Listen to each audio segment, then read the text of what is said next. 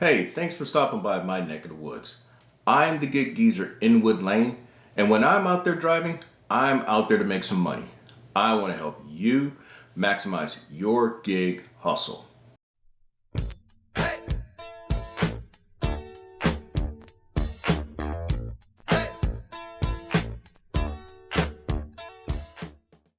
Well, thanks for joining me today, January 21st.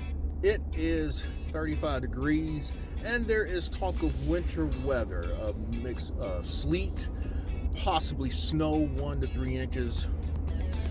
I mean, I've been in this state since 1993, and yes, I have been a part of some snow days in this state. What really cracks me up is the fact that all you have to do is talk about snow and people panic in this state. Quite frankly, South Carolina, by and large, is not really prepared for this type of weather. They never really have been. They may have made some improvements, but I haven't seen it. That said, though, I'm out here doing my hustle. Quite honestly, it's like this for me. Whether rain, cold, sleet, or heat, that's what I am doing right now. I have just completed my first delivery, and that was a quick two-item Walgreens order for $10.50. Now I am trucking it over to Sam's for an Instacart, double stacked. It's showing an offer for $42 and change, a total of 18 items. The one thing that is not attractive about it, though, but is $42, is the fact that the delivery locations are 180 degrees apart from each other. On days like this, you take what you can, because you just don't know what are people buying habits. In my previous Gig Geezer segment, I talked about, the Gig Geezer is still averaging over $200 a day, but how are you managing the slower times? I've shared how I have been managing the slower times, in which what I've done is to really emphasize the multitasking, patience, and a good attitude. Now, what are some other things that you have to keep in mind when it comes to the slower days? Where you're going? Where are you willing to work outside of your comfort areas in order to try to make something happen? Now, is it a guarantee that you'll make $200 a day by doing what I'm suggesting or what I have done? No. In fact, there are days when you put out a max effort and all, and you still don't make $200 in a day. And I showed in the previous Gig Geezer segment how I finished at $145 in 8 hours of work, eight and a half hours of work. And another day I put in seven and a half hours and made $175. So that just tells you nothing is guaranteed. You just don't know what's going to happen. It could be that it's just a bad day where people aren't just looking for gig delivery type services, or it could be decisions that you make. I know that the $175 day, I just had a bad day all the way around. It's like everything that I did was wrong. My attitude was wrong. I'm getting into with other motorists. I had a couple of bad Instacart customers who drove me up the wall, and it's just one thing after another. It was a bad snowball effect. So here we are. We're going down to Sam's and hopefully get these 18 items all together in a rather expeditious manner, and then drop them off and get back out to the hustle. So now it's a matter of trucking over to point A, which is 180 degrees apart on the spectrum from point B. But there were 2 items I had to get refunds on, and so it is what it is. They ain't gonna pay $42 unless I experience the largesse of customer A. All right, so we're back in my vehicle and we're heading on. I want to touch on about the largesse of possibly customer A. Again, when it comes to Instacart, your tip amount is determined by the amount of items that you're successful at finding, the weight and the number of items that you're able to find if they requested multiple items, and also the customer. in that the customer may increase the tip or may decrease the tip. In fact, just this week, in the past week, I've dealt with a couple of customers who reduced my tip because they didn't get all that they were looking for. In fact, one customer gave me a hard time about finding some bread that wasn't there. In fact, I took 2 pictures of the racks in which they would have been on just to show as proof that I had searched the entire bread section for what she was looking for. So she also gave me less than a 5-star, and that's not cool as well when people take it out on you for not finding things. That's another issue. Now, we're talking about this particular batch. The allotted time was 25 minutes and change, and I finished right in about 25 minutes. And finishing at 25 minutes, the reason why it took me that long is because there were some items that I had to look for. When you go to this particular Sam's location, trying to find all the so-called energy drinks and sports drinks, they're not always there. Not at this location or at any Sam's location in the Columbia market. So you can search high and low to make sure that you didn't miss it. Then there was the pickle dip for customer A. The pickle dip was showing in the snacks. No, the pickle dip was showing in the condiment section.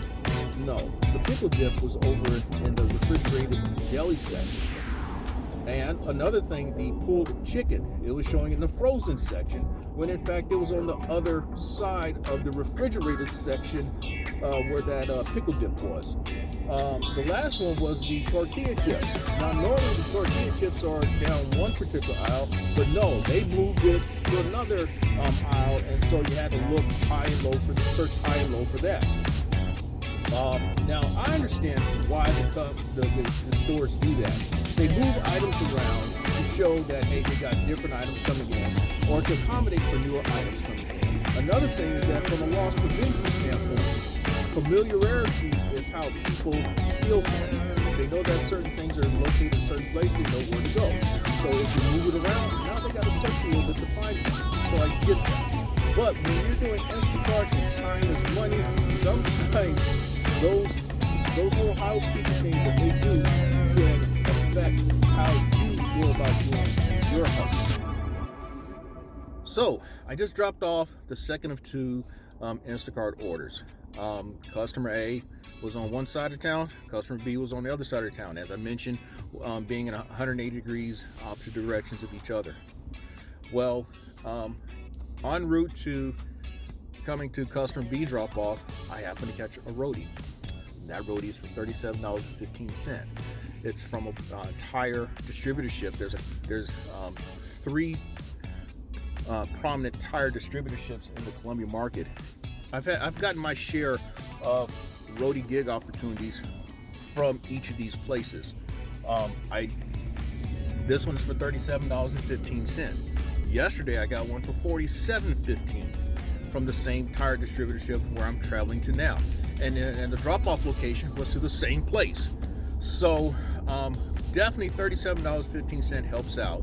The reason why I'm setting that up is because if I had played my cards right as I should have with the Instacart drop-offs, I would be heading in that direction towards both the Instacart customer A drop-off and to the tire distributorship. But you never know. As I have mentioned a couple of times now in my Gig Geezer segments, you can be right at that location in the parking lot. You can be 5 minutes away and Roadie would tell you, sorry, order not accepted. A more qualified offer was taken. That's according to the app. And you can be 20, 25 minutes away and get it. And that's exactly what happened because I had gone to customer A drop-off first and I was traveling en route to customer B drop-off. Now, the other thing about customer B drop-off, I recently uploaded a Gig Geezer segment on geezers, literally geezers hustling. I shared how I went up 3 flights of stairs to drop off an order. Well, This Instacart order was on the 3rd floor, and so I had to drop off a 40-pack of water and a couple of packs of energy or sport drinks, in addition to the other items. So I had to make 3 trips. Now, at my stage in life, 3 trips is probably the sanest thing to do.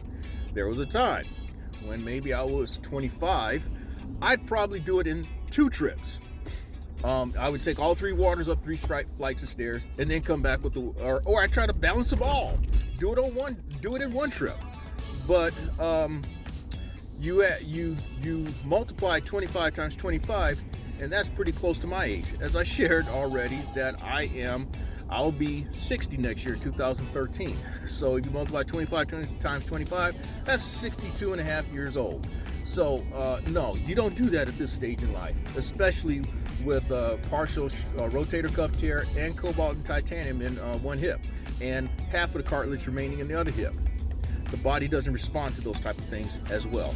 Now, all that is to say, the Instacart order paid $44.60, more than what I thought. I thought it would pay $37.50, $38, but no, $44.60 is nice. In addition to the $10.50, so that puts me at $55.10. Adding the $37.15, I'm at already $92.75 in just over 2 hours. So that's not bad. In fact, I could call it a hustle, but knowing me, I'm going to try to stay out probably to get, after I drop off these tires, hopefully 2, maybe 3 more orders if possible, to make my stated goal of $100. And just for the sake of doing it on this particular site. Well, I haven't had to share this in a while, but one of the realities of the hustle is that sometimes orders don't materialize. Well, right after dropping off the Roadie order, I caught a BiteSquad for $8.71. I'm thinking, yeah, that gets me right where I need to be. I can get on with my Gig Geezer segment and say, hey, I made my stated goal of $100 in less than 3 hours. Well, guess what? The place that I had to go to, it's a specialty bakery.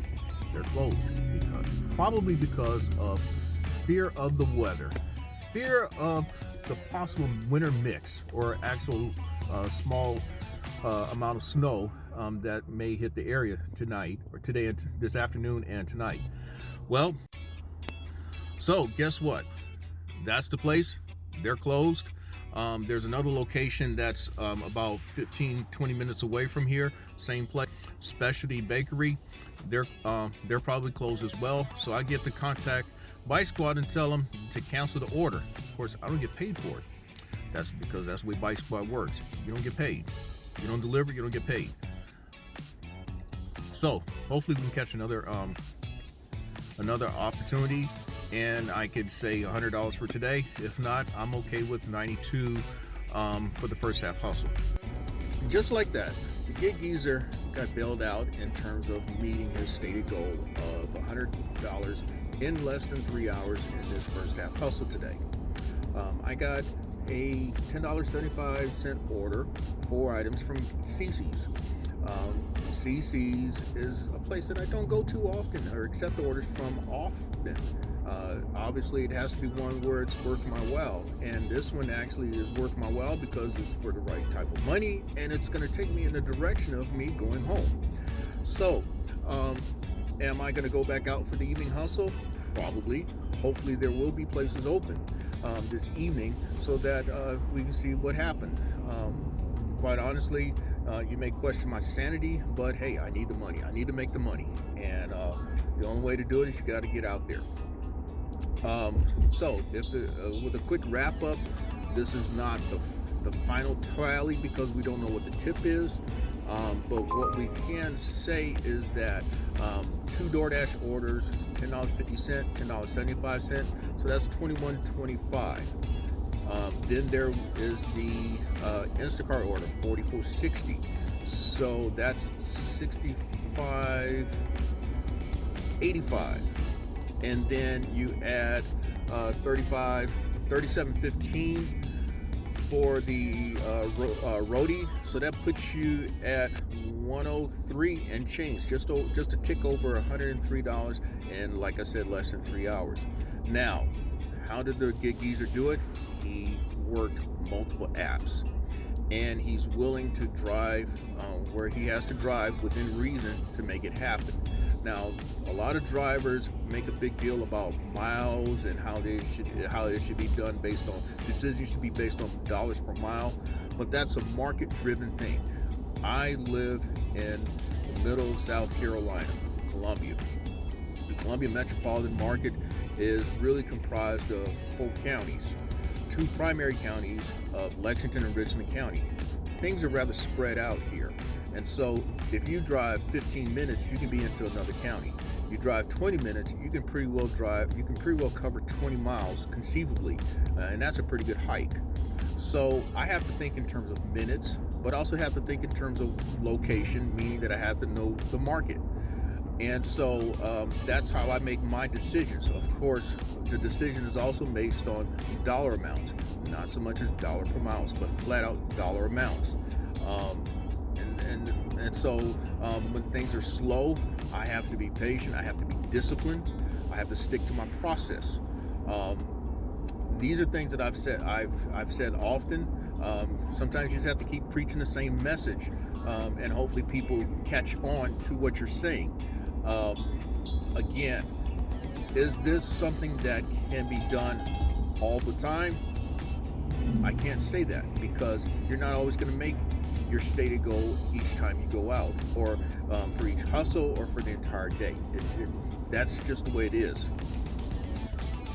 But what enables me to say what I say, averaging over $200 a day, averaging $6,000 a month, is that there's a consistency in what I do. When you are consistent with what you do, then you can say, you can talk some things, you can say some things, because your track record, your body of work qualifies you. That's another reason why I felt motivated to put together the Gig Geezer channel and upload segments of the Gig Geezer, because I have put in the work, I have put in the time, I have completed thousands of deliveries in this market. I've been active in the gig economy for over 5 years, with respect to the DoorDashes and the GrubHubs and the Instacarts, all since 2019, and I've completed thousands and hundreds of deliveries respectively on each app. And so I think I know what I'm talking about. So keep that in mind. The Gig Geezer is not going to share bad information with you. And with that, this is another segment of the Gig Geezer. I'm Inwood Lane, and as always, may your hustle continue. Thank you for checking out this segment of the Gig Geezer. If you like the content that's been provided, hey, hit that subscribe button, and also give it a thumbs up. And if you have any questions or useful information that you'd like to pass on to the Gig Geezer, I can be reached at giggeezer3.5@gmail.com.